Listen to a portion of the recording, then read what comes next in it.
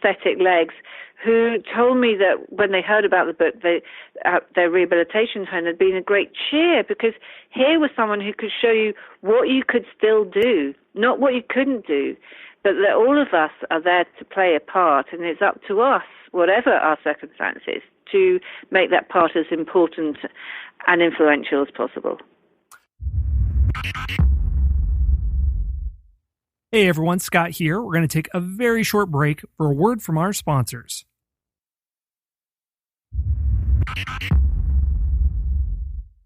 Yeah, one of my favorite historical characters is James Holman, a Victorian explorer who was completely blind, but he turned that liability into an asset because of his determination, like you described. And I'm really curious with Virginia Hall, to get involved with the SOE. It's the Ministry of Ungentlemanly Warfare, as the British spy division was called. Did they look upon her disability somehow as an asset? Because conventionally, you would think an amputee would be the last person you choose to do these missions, but did they look upon that differently? Well, it's so interesting. It's not mentioned in the files.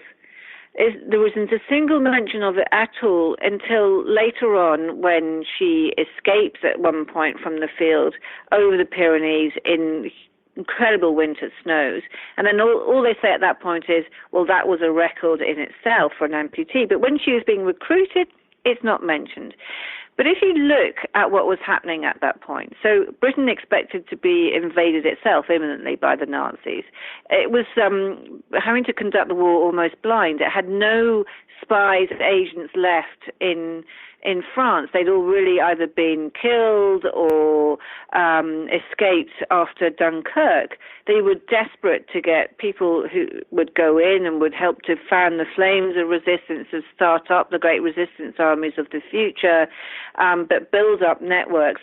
But you know what? Very few people were prepared to do it, surprisingly, because there was no backup if anything went wrong, no support system, no kind of initial networks that they could operate with. So after 6 months of trying, they hadn't managed to get a single person into France. 2 had set off and then turned back because they were too scared to continue. And then Virginia Hall rocks up and she says, well, I'll do it. And I'll do it undercover as an American journalist, because, of course, at this point, America hasn't joined the war. And the emergency of war opened their minds to what a disabled woman could do, because they didn't have the luxury of many other choices. And then, of course, she proved herself again and again and again, way beyond any possible expectations. And it's interesting how war opened doors for her, finally, to prove herself, only for those doors to slam shut again after the war when she joined the CIA. Okay, she joined the CIA, but she suffered a great deal of discrimination, and she was undermined and often belittled, and it's deeply troubling to read.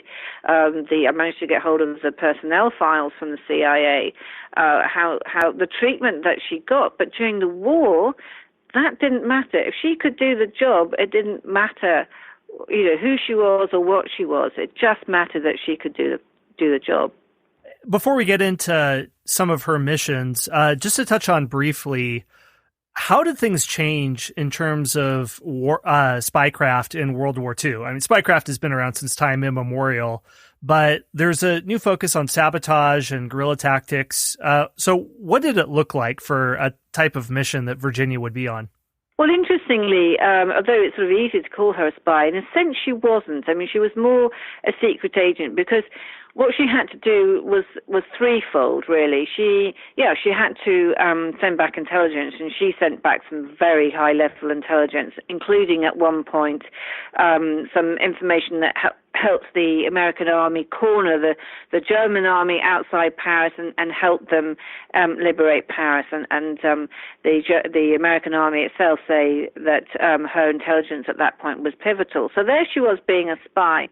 But she was also very much a saboteur. So those networks that she was setting up towards the beginning of the war would go on to be the nucleus of the future resistance armies. So although her sabotage campaign initially was small scale, so putting sugar into the gas tank of a German car, for instance, so it wouldn't move, later on, that became, really big-scale sabotage. So she would blow up bridges and railway trains, and she would cut telecommunications wires, and she would direct commando troops to commandos to ambush German convoys. And in the end, as a result of her activities and the parachute drops that she organized, bringing in arms and explosives and all the rest of it, her little ragbag army of schoolboys and vets and farmers and booksellers and so on, without a single professional soldier, by the way, liberated a whole department of France. So, it is more than a spy. I mean, she was still sending back intelligence all of that time, but she's a secret agent and a guerrilla leader, and that was what was new. That combination had never been really sort of attempted before, and building up networks behind enemy lines in a foreign country had never been attempted before. And those techniques that she pioneered, because she very much did pioneer it, those techniques the CIA say they still use today. So Operation Jawbreaker in Afghanistan before and after 9/11, the CIA say, that those operations, that mission was very much based on what Virginia was doing in Vichy France in the 1940s. So that legacy lives on, which is quite incredible, really. Could you walk me through one of those missions that you think is emblematic of her legacy, from the planning stage to the execution? What would it look like? Well, one of the American officers who at one point was working alongside her said that she would organize and direct these missions with the good humor of a Sunday school picnic. So, she was obviously, she knew exactly what she was doing. I mean, one of the most spectacular, and I happen to have a picture of this in the book, is a bridge that she needed to blow up to try and isolate this German garrison. So with the explosives that she'd had delivered in one of the parachute drops, she taught the resistance, the Maquis members, to put, it was a single-track bridge, railway bridge, to put the explosives along the bridge early one morning. She told them exactly where to do it and how to do it. And you had to put the explosive next to your body on the way there, so the heat would make it malleable, so you could mold it around bits of stone or the rail. So they did that, and they blew up the railway bridge early one morning. But that wasn't going to be enough. They created a breach in the bridge, but they really needed to put the bridge totally out of action. So she then trained them to hijack a train. So they threw the driver off.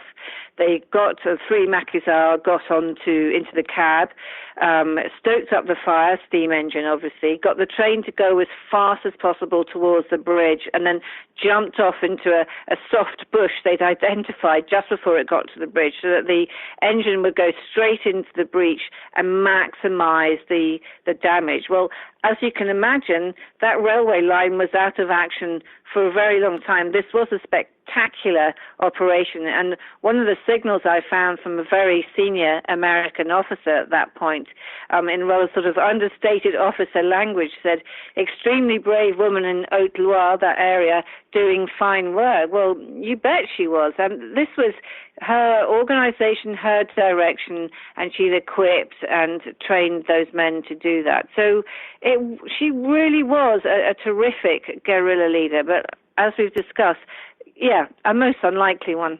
What were some of her innovations that have carried on today, mentioning that her legacy is still in Afghanistan and other war zones? So what are a few of the things she did that still last? Okay, so if you can imagine, when she first went into France, this was not long after it had capitulated to the Germans. This was a huge shock to people. They'd been a world power and become a subject nation in 6 weeks. So a lot of them didn't want to get involved. They simply just wanted to try and keep their kids fed and alive and survival. Some collaborated for monetary gain. Some collaborated just because they wanted to keep their families alive. So it was difficult to recruit. But Virginia looked in places that others wouldn't look. I mean, amongst her first recruits were some nuns in a convent, and she recruited them to provide one of the first safe houses. She then went to the other end of the morality spectrum and recruited a brothel madam and her prostitutes. These were intensely brave people, by the way, who did a lot of spying on their German officer clients for Virginia, and also deliberately infected a lot of them with disease so that they would be put out of action. These prostitutes, these filles de joie, to use the French phrase, which sounds rather nicer, these were very, very brave women, and we don't know their names, but a lot of them paid with their lives, and yet they were conducting a whole new form of warfare and intelligence, and it's such a shame that we won't know them. So what she did was kind of look in places that others might not look, but set up these networks, try and liaise between them without ever getting caught herself by tremendous fieldcraft, using different routes home, changing the way she looked maybe 3 or 4 times in a day, 20 different code names, but somehow getting around people enough to make them trust her, to go on working for her, and to form this nucleus of the resistance armies of the future. But there were also other people. She recruited the chief of the local police. Well, that was a smart move, because he then tipped her off when the Gestapo were kind of looking in places that they shouldn't be, and saved many lives that way. So it was lateral thinking and a kind of force of personality, a sort of charisma to recruit them, to keep them loyal, and to give them hope for the future, to convince them the Allies will be back eventually. How could they believe this? They thought through, manipulation of the media that Britain had already fallen. That wasn't true. She kept saying, it's not true, you mustn't believe it. They will come back with the Americans one day. And she persuaded them of this even when America wasn't in the war. So you can just tell that she had a hold over people. They said of her that she could bewitch people into following her. And I think she could. She really was an exceptional person. Yeah, it sounds like a rare combination of skills where you can have someone who can be charismatic and reach out to people. You can have a desk bureaucrat with a good head for numbers and organize things in logistics. And you can have someone who's brave in the face of death, like an Audie Murphy storming into battle. But it sounds like she's a combination of many of these things, which seems rare. It does seem really rare. And later on, she was also a radio operator, which is yet another kind of skill. You have to be brilliant at decoding and coding quickly and do Morse code extremely accurately. And yet another sort of string to her bow. She did seem to combine so many different attributes. And so that's very much part of her legacy. But I think what I take away from her particularly is that she didn't complain. Her life in the war was unbelievably difficult. I mean, she was half-starved. She had a terrible infected rash on her back from the strain of things, which, she couldn't get treated. You couldn't get shoes. Shoes basically didn't exist. The Germans had taken them all. You had to wear these strange wooden things, which, didn't make it easy with her wooden leg. You couldn't get soap, you couldn't wash your clothes either. So, life was very, very uncomfortable and unpleasant. She didn't complain though, and she found a way around things.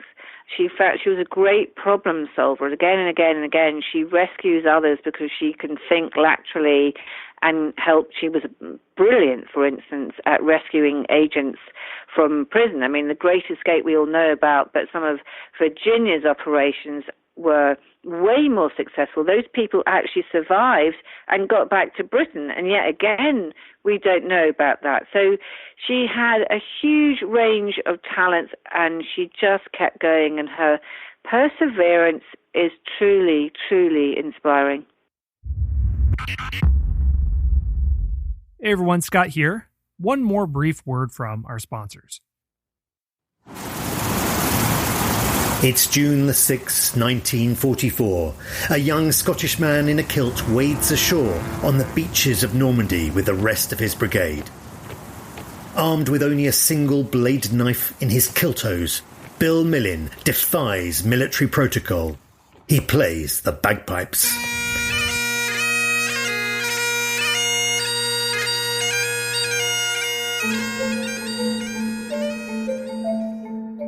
It's D-Day, the longest day in military history and a turning point for World War II. I'm historian and best-selling writer Giles Milton. In recognition of the 75th anniversary of D-Day, I've compiled the stories of soldiers and witnesses alike, survivors like